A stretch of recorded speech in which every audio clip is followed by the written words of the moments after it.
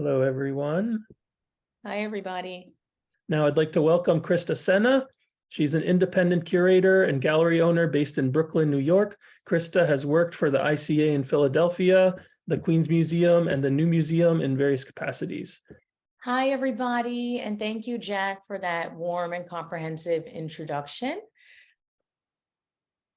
All right. So first, we'll start with some audience participation. Nothing scary, but what do you think? What are some components that you think, or you know from experience, go into an artist's CV? I'll just give you, 30 seconds to a minute.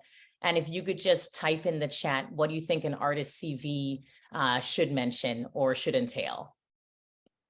Patty says education.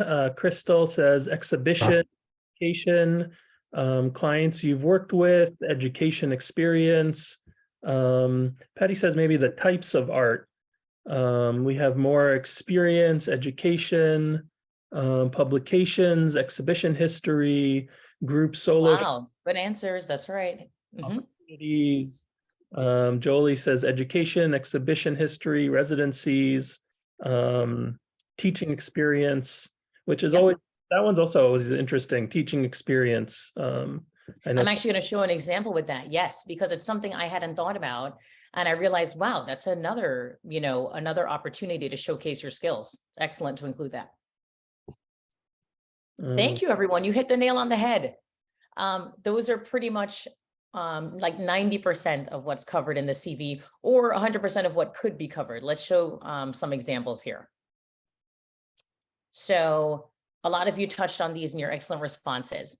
The focus is on you as an artist, first of all. So when you're conceptualizing your CV, you're not putting your other jobs on there. This is really your artist profile. So focus on you. It's about 1 to 2 pages typically. It can be longer, especially if it's on a website, which we'll see in some of the artist examples, because you want to keep updating it, especially if it's on the website, and you want to keep it current. That's the best way to really represent yourself and what you have achieved. So it's typically chronological. We'll see those examples as well. Name, contact info, your website, updated social media handles. Please do not put any social media handles that you don't keep up with. I would certainly put your Instagram handle on there. As you all probably know from experience like me, Instagram is certainly the most popular social media platform utilized right now in the contemporary art world, given its visual emphasis. Education, a lot of you touched on that. Experiences, exhibitions. You want to start with your solo exhibitions because clearly that holds more weight. And then you want to pick a few of your more prominent group exhibitions. Of course, if you're just starting out, you should put every exhibition that's there to start to really flesh out the resume. But what you'll see as your career evolves is that you'll start to make choices and you'll edit and you'll add the most significant exhibitions for you. But always have that solo exhibition list near the top. That's a big deal. Awards, accolades, residencies, those were all mentioned. Bravo. Commissions, that's something people forget about sometimes. Do not discount any commissions that you do. Please put that on your resume as well.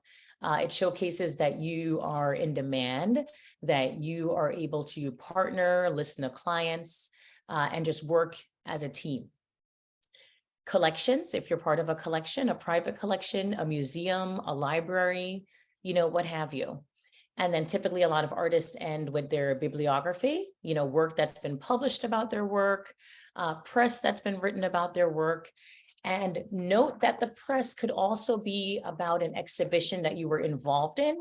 If a group exhibition of yours has press, certainly you should feel free to put that on your CV as well, because you were part of those efforts. You are part of that show. So I have some examples here from some artists that I have worked with and followed, mostly in the New York City area. We're going to start with Zach Fabry. Really dynamic, really physical work. All right, then we have here his CV is clearly annotated in his website. He saved it as a PDF, which is actually a brilliant idea because this can then be printed And he doesn't have to do the work over and over again of formatting it. And this can easily be submitted to any exhibition opportunity or to a curator or a gallery owner who asks for his information. We open it up. He's got his contact info right here. Nice, clean, clear format, right? Easy to read, easy to reach out to him should we have any interest. Starts with education, moves on to awards. He's had quite a few solo exhibitions. Bravo. Notice he includes this interesting category, collaborative projects. That's wonderful. You'll also find that you have certain categories or highlights that are specific to you and your practice. Please feel free to throw those in. Shows your uniqueness, shows your relevance to the dialogue. Selected group exhibitions, right? He's put quite a few here. He is a very accomplished artist. All right, and you see that it starts with the most recent, right? He's updated. He's got 2022. All the way to earlier in his career, 2006, selected press, also chronological. Artist talks and panels. I love that inclusion. Something we didn't talk about, but if you happen to be asked to be on a panel or deliver a talk or a presentation like what I'm doing now, that is a big deal. That should be mentioned. That is wonderful. His residencies are listed. Teaching experience, as we mentioned earlier with Jack, right? This is basically his entire au revoir as an artist. Now, obviously the focus is not on the work, but it's on career achievements and his trajectory.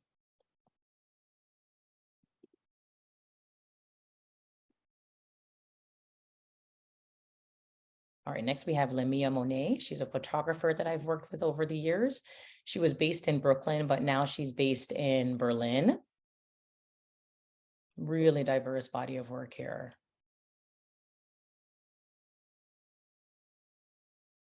All right, her CV. Right, full name, about, CV, name, when she was born, education, solo exhibitions, group exhibitions, chronological, residencies, commissions, right? And look, she has one here, but she still puts it in. It's worthwhile. Don't feel self-conscious about, oh, something isn't fleshed out. It's not a lot in any particular category. You did it. You were invited to do it. You were recognized. Put it on that CV. Publications, bibliography, right? Just as complete as Zachary's. Perfect for where she is in her career.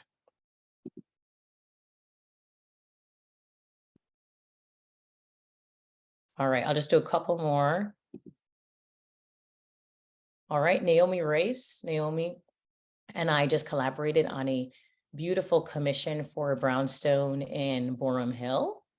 Here she has an about section. All right, she starts with the bio, which we'll come back to. Some photo of her work. It flashed quickly, but there's some photographs of her. Oftentimes, you will be asked for a headshot, a professional photo, along with your bio. Also keep that in mind. All right, so here's her CV at the bottom. Born in Japan, lives and works in Brooklyn. I like that she adds this personal touch with the Japanese characters here, right?